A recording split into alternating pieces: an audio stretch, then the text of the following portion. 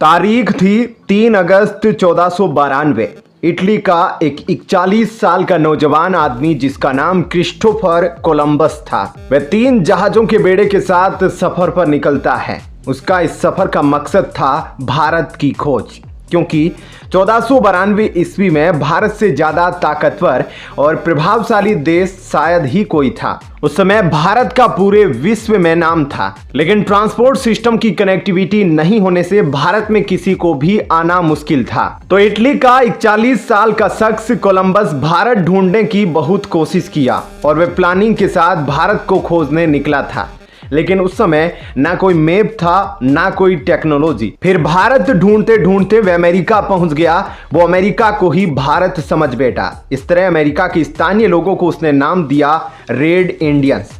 ये red Indians America के स्थानीय आदिवासी थे, जो आज तक अमेरिका के मूल निवासी कहलाते हैं। इस बात से वह बेखबर था कि उसने भारत नहीं बल्कि अमेरिका ढूंढ निकाला है। कुछ दिन तो वह अमेरिका में ही अपना जीवन बिताता है। फिर उसके बाद वह कोलंबस यूरोप लौट गया। यूरोप में भारत की खोज की खबर आग की तरह फैल गई।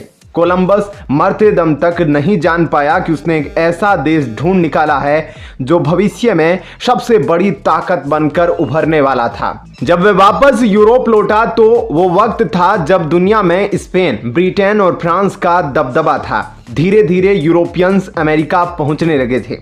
उस समय भारत को दुनिया जानती तो थी, लेकिन यहाँ पर अभी कोई ब्रिटेन का शख्स या फिर कोई बाहर का शख्स एंट्री नहीं ले पाया था, क्योंकि भारत आने के रास्ते को अभी कोई खोज नहीं पाया था। खैर, कोलंबस के न्यूज के बाद सबसे पहले स्पेन ने अमेरिका में अपनी कॉलोनी बसाई। 1607 ईस्वी के शुरुआत में ब्रिटेन भी अमेरिका पहुंच गया और देखते ही देखते वहां 13 कॉलोनी बसा ली। यह सब ठीक उसी तरह से किया जैसे बाद में भारत में आकर कॉलोनी पर कब्जा करने लगा था। उधर अमेरिका को हथियाने की इस होड़ में फ्रांस भी शामिल हो गया। साल 1700 तक आते आते उस समय की इन 3 ताकतों ने अमेरिका के अलग अलग हिस्सों पर कब्जा कर लिया। इस तरह यूरोप की मिली जुली आबादी अमेरिका में जा बसी। इनमें सबसे ताकतवर था ब्रिटेन, जो लगातार अपने दमनकारी कानून अमेरिका पर थोपे जा रहा था। वो चाहता था कि अमेरिकी कारोबार उसके हिसाब से हो, लेकिन ब्रिटेन की यही हरकतें अमेरिका में क्रांति ले आई। और यहीं पर भारत और अमेरिका के बीच सबसे बड़ा डिफरेंस आपको दिखेगा। जिस तरह से ब्रिटेन के भारत पर कब्जा करने के बाद भारत में लोग आपस में लड़ने लगे थे, नवाबों के बीच लड़ाई होने लगी थी, उसी तरह से अमेरिका में नहीं हुआ, बल्कि अमेरिका वाले लोग एकजुट होकर बहुत ही बड़े बड़े एक्शन लेना शुरू करते हैं। और इसलिए अमेरिका भारत से तकरीबन 200 साल पहले आज़ाद हो गया। वहां आज़ादी की जंग शुरू हुई और आखिरकार कई दशकों की लड़ाई के बाद 1783 में अमेरिका आज़ाद हो गया। जॉर्ज वॉशिंगटन अमेरिका के पहले राष्ट्रपति बने। 4 जुलाई 1776 को आज़ादी के घोषणा पत्र में अमेरिका को संयुक्त राज्य अमेरिका के तौर पर अपना आधिकारिक नाम मिला। लेकिन इसमें जो नाम अमेरिका है वह कोलंबस के द्वारा खोजा हुआ नाम ही है, जिसे अमेरिका ने फॉलो किया। आज़ादी मिलने के बाद अमेरिका ने वह सब कुछ किया जो भारत आज तक नहीं कर सका, और वही चीज़ मैं आपको पॉइंट वाइज समझाऊंगा, इसलिए वीडियो को अंत तक देखिएगा। आपको बहुत बड़ा नॉलेज मिलने वाला है। आज़ादी के बाद अमेरिका ने ठीक वही किया जो अब तक उसके साथ होता आ रहा था। उसने अपनी सीमाओं का विस्तार करना शुरू कर दिया। जो अमेरिका बहुत छोटा था वो कब इतना बड़ा बन गया, उसे लोग जब समझने बैठते हैं आज भी हैरान हो जाते हैं। अमेरिका ने इसकी शुरुआत पश्चिमी सीमाओं से शुरू की। 1803 तक अमेरिका ने $1.5 करोड़ में फ्रांस से लुइसियाना वाले इलाके खरीद लिए। इससे अमेरिका का कुल क्षेत्रफल 3 गुना तक बढ़ गया। अब अमेरिका का मेक्सिको के साथ युद्ध शुरू हुआ। 1848 में अमेरिका ने मेक्सिको को हराकर उस पर कब्जा कर लिया। मेक्सिको से कैलिफोर्निया और टेक्सास छीन लिए गए, जो आज अमेरिका का सबसे बड़ा शक्तिशाली शहर है। अमेरिका धीरे धीरे ताकतवर होता जा रहा था। यही वजह रही कि कई छोटे छोटे प्रांतों ने अमेरिका के साथ जुड़ना पसंद किया। इनमें इलिनोइस और फ्लोरिडा जैसे बड़े शहर शामिल हैं, जो प्रांत अमेरिका के साथ जुड़ना पसंद नहीं करते थे, वहां वो अपनी सेना भेजकर उस पर कब्जा कर लेता था। इसका उदाहरण कैलिफोर्निया नरसंहार है, जहां अमेरिकी सरकार के इशारों पर हजारों लोगों को खत्म कर दिया गया। वजह सिर्फ इतनी थी कि उन्होंने अमेरिका के आगे घुटने नहीं टेके थे। अमेरिका ने 1867 में रूस से $72 लाख में अलास्का को भी खरीद लिया। उसके बाद किंगडम ऑफ हवाई और गुआम जैसे बड़े बड़े जगहों पर कब्जा कर लिया। आगे चलकर उसने स्पेन को $2 करोड़ देकर फिलीपींस खरीद लिया।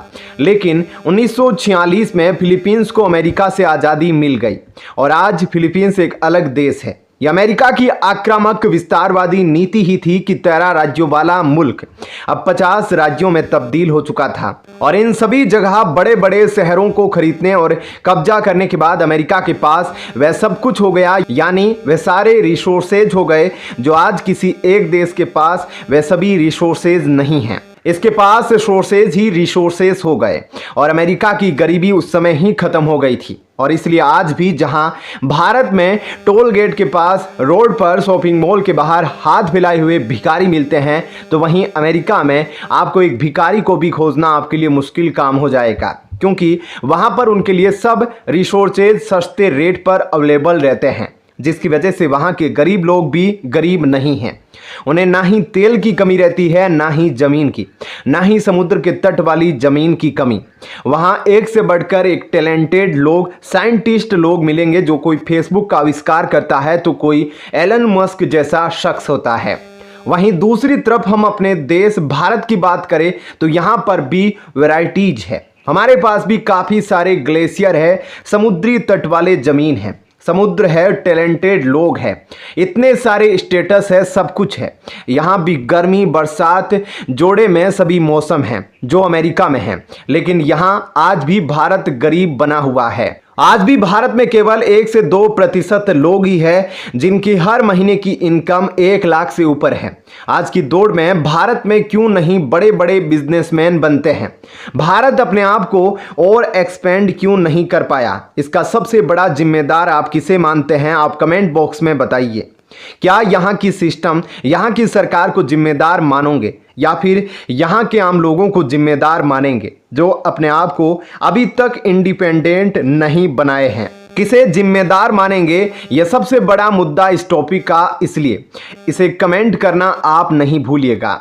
खैर, मैं अमेरिका की कहानी पर फिर से आता हूं। अमेरिका केवल यहां तक नहीं रुका, यानी अपने आप को केवल एक्सपेंड ही नहीं किया, सभी रिसोर्सेज ही केवल नहीं जुटाए, बल्कि आगे और क्या कुछ किया अमेरिका ने। उसे जानने के बाद आपके अंदर और भी अपने देश के प्रति जागरूकता होगी कि आखिर भारत क्यों नहीं वैसा बन पाया। 20वीं सदी अपने साथ क्रांतियां, भीषण युद्ध और महामारी लेकर आई। दुनिया के कई मुल्क गृह युद्ध से जूझ रहे थे तो कुछ की पड़ोसियों से तनातनी जारी थी। यही तनातनी पहले विश्व युद्ध का कारण बनी। 1914 में ऑस्ट्रिया हंगरी जंग वर्ल्ड वॉर में तब्दील हो गई। इस युद्ध के 3 साल बाद अमेरिका भी इस जंग में कूद पड़ा। 1 साल के भीतर ही जर्मनी ने हथियार डाल दिए और इस तरह यह विश्व युद्ध खत्म हुआ। लेकिन यह युद्ध जहां एक तरफ यूरोप के लिए बर्बादी लेकर आया, वहीं इससे अमेरिका के सुपर पावर बनने का सफर शुरू हुआ। दरअसल पहले विश्व युद्ध में यूरोप की ज्यादातर कंपनियां बंद हो गई। यूरोप की अर्थव्यवस्था लगभग ठप हो गई। यूरोप बर्बाद हो रहा था, लेकिन यही बर्बादी अमेरिका के लिए गोल्डन चांस लेकर आई। अमेरिका ने उन सभी मार्केट्स पर दबदबा बनाना शुरू कर दिया जहां पहले यूरोप की तूती बोला करती थी। इससे अमेरिका की अर्थव्यवस्था मजबूत नहीं बल्कि बहुत मजबूत हुई। इसका गवाह बना अमेरिका का शेयर मार्केट जो लगातार 44 महीनों तक बुलंदियां छूता रहा। अमेरिका आगे बढ़ रहा था तो एक बार फिर दुनिया विश्व युद्ध की ओर बढ़ रही थी। दूसरे विश्व युद्ध में अमेरिका ने उस वक्त पूरी दुनिया को अपनी ताकत दिखा दी जब जापान के हिरोशिमा और नागासाकी पर कांड कर दिया, जिससे आप सभी लोग वाकिफ हैं और आज भी वहां के लोगों पर इसका असर पड़ता है। और आप सोच रहे होंगे कि अमेरिका इतने पर ही रुक गया और सबसे ताकतवर बन गया, तो आप गलत सोच रहे हैं।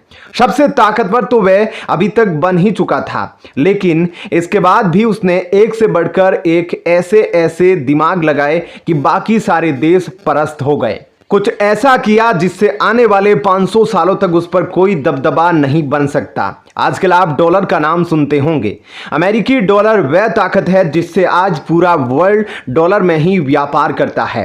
दूसरा विश्व युद्ध खत्म होने से पहले ही दुनिया के तमाम बड़े देशों की अर्थव्यवस्था तबाह होने लगी थी। ऐसे में अमेरिका ने अपने उस हथियार का इस्तेमाल किया जिसे दुनिया डॉलर कहती है। पहले दुनिया के मुल्क कारोबार करने के लिए करेंसी के बजाय गोल्ड पर भरोसा करते थे। वैश्विक आर्थिक संकट के बीच अमेरिका के न्यू हैम्पशायर शहर में 1984 में 44 देशों का सम्मेलन हुआ। इस सम्मेलन में दो बड़े फैसले हुए। पहला, ब्रेटन वुड्स समझौता। दूसरा, वर्ल्ड बैंक और अंतर्राष्ट्रीय मुद्रा कोष का बनना। लेकिन इन फैसलों में सबसे अहम ब्रेटन वुड्स समझौता था, जिसके तहत डॉलर को ग्लोबल करेंसी के तौर पर मान्यता दी गई और यह मान्यता 44 बड़े देशों के हस्ताक्षर के बाद दी गई। समझौते से पहले दुनिया के तमाम देश गोल्ड को मानक मानते थे। सरकारें अपनी करेंसी सोने की डिमांड और कीमत के आधार पर तय करती थी। लेकिन ब्रेटन समझौते के तहत तय हुआ कि अब से अमेरिकी डॉलर ही सभी करेंसीज का एक्सचेंज रेट तय करेगा। डॉलर इसलिए क्योंकि उस समय अमेरिका के पास सबसे ज्यादा सोना था। आज डॉलर दुनिया की सबसे ताकतवर करेंसी है। दुनिया भर में 90% कारोबार डॉलर में होता था। 40% कर्ज भी डॉलर में ही दिए जाते थे। अब बात करते हैं अमेरिकी सेना की। अमेरिका के पास दुनिया की सबसे बड़ी सेना है। अमेरिकी रक्षा विभाग की रिपोर्ट बताती है कि उसकी सेना में कुल 21.22 लाख से ज़्यादा जवान हैं, जिनमें से 13.28 लाख एक्टिव है, जबकि 7.94 लाख रिजर्व है। अमेरिका की सेना में 9.98 लाख जवान हैं। इनमें रिजर्व और नेशनल गार्ड के जवानों की संख्या शामिल है। वहीं नेवी में 4 लाख से ज्यादा, मरीन कॉर्प्स में 2.10 लाख और एयरफोर्स में 5 लाख से ज्यादा जवान हैं।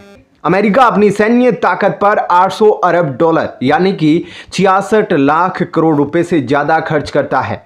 यह दुनिया में सबसे ज्यादा है, जबकि भारत का रक्षा बजट 5 लाख करोड़ रुपए के आसपास है, यानी भारत से 13 गुना ज्यादा अमेरिका का बजट है। अमेरिकी सैनिक दुनिया भर में हैं। अमेरिकी रक्षा विभाग का दावा है कि दुनिया के 160 देशों में अमेरिकी सैनिक तैनात है। कैसी लगी आपको यह जानकारी कमेंट सेक्शन में जरूर बताइएगा। वीडियो को लाइक और शेयर जरूर कर लीजिएगा। चैनल को सब्सक्राइब कर लीजिएगा। धन्यवाद।